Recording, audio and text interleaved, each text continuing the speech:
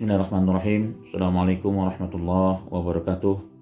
Innal hamdalillah allazi hadana li hadza wa ma kunna linahtadiya laula an hadanallah. Asyhadu an la ilaha illallah wahdahu la syarikalah wa asyhadu anna Muhammadan abduhu wa rasuluhu allazi la nabiyya ba'dah. Wa ba'du, ikhwatul iman rahimakumullah. Di hari yang ke-13 ini kita masih melanjutkan bahasan tentang Al-Qur'an. Bagaimana sikap kita terhadap Al-Qur'anul Karim. Jelas bagi orang-orang yang beriman, sikap kita pertama kepada Al-Quranul Karim adalah mengimaninya. Harus bagaimana mengimani Al-Quran?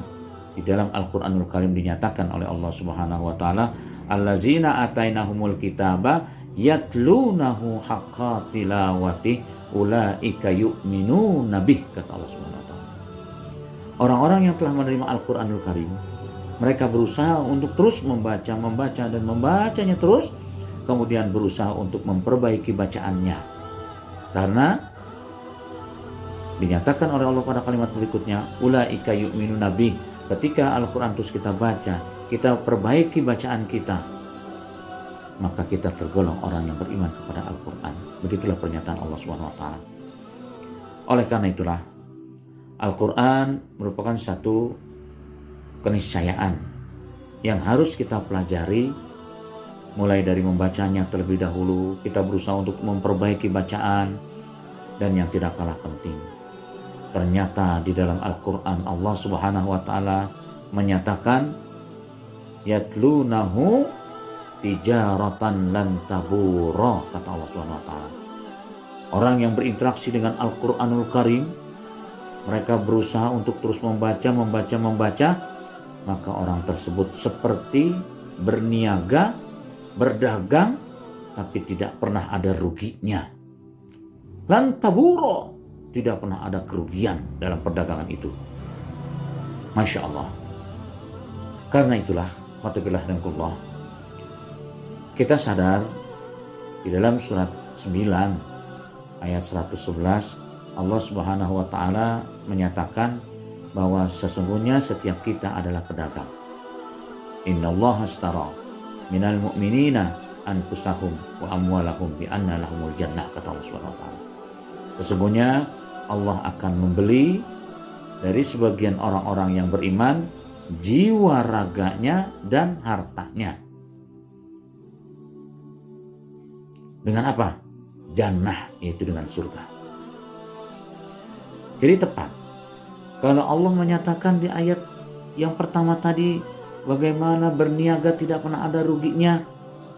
Siapa sih ada orang yang dagang, berniaga, yang tidak mau untung?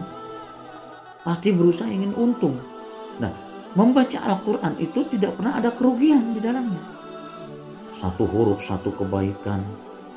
Kemudian ditambah lagi dengan 10 ganjaran pahala. Kalau saja kita membaca surat Al-Fatihah, berarti kita berhak paling tidak 125 huruf, berarti 125 kebaikan dan 1250 ganjaran pahala.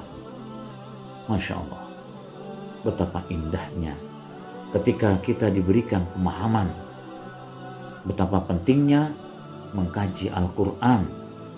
Setelah kita pahami Al-Quran itu, kita menjadi orang yang beriman sebagai landasan utama untuk memahami lebih jauh lagi tentang Al-Quranul Karim ini, sehingga pada saat dinyatakan oleh Allah Subhanahu wa taala haqqa tilawati, kita diperintahkan untuk terus memperbaiki bacaan Al-Quran kita, maka kita berusaha untuk memperbaiki bacaan Al-Quran kita.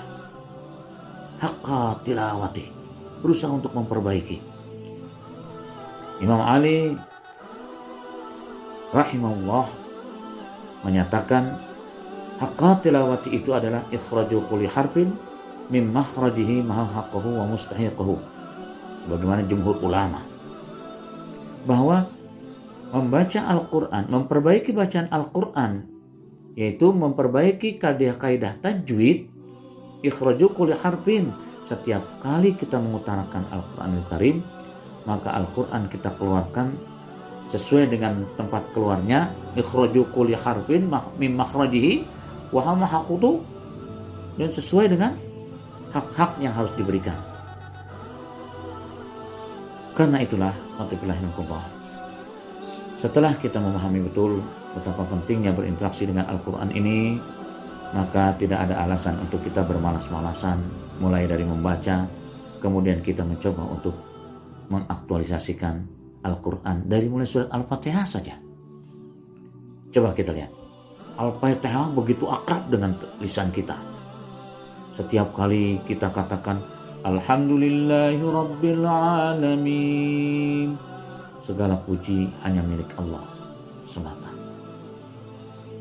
Apa yang terjadi? Ternyata masih begitu banyak orang-orang yang senang dipuji. Karenanya ketika ada orang yang memuji kita, kembalikan kepada hak yang berhak untuk dipuji, yaitu Allah Subhanahu wa taala. Alhamdulillahirabbil alamin, segala puji hanya milik Allah Subhanahu wa taala. Kita praktekkan itu. Ketika ada yang memuji diri kita, kita katakan alhamdulillahirabbil alamin. Segala puji itu hanya milik Allah. Jangan justru kita berkamuflase. Jangan gitu dong, gak enak saya dipuji. Itu kata-kata kamuflase yang harus tidak keluar dari lisan kita. Katakan saja alhamdulillah rabbil alamin. Karena itulah kita mencoba untuk menjadikan yang terbaik setelah membaca, kemudian mengamalkan Al-Quran dalam kehidupan sehari-hari. Dari ayat-ayat yang selama ini kita sudah begitu akrab, banyak kita baca. Semoga kita diberikan kemampuan oleh Allah SWT untuk bisa berinteraksi dengan Al-Quran lebih jauh lagi, sampai pada akhirnya kita merasakan betapa nikmatnya berinteraksi dengan Al-Quranul Karim. Aqulu qouli hadza wa astaghfirullahal azim li wa lakum minkum. Wassalamualaikum warahmatullahi wabarakatuh. Subhanallah walhamdulillah, la ilaha illallah, wallahu akbar.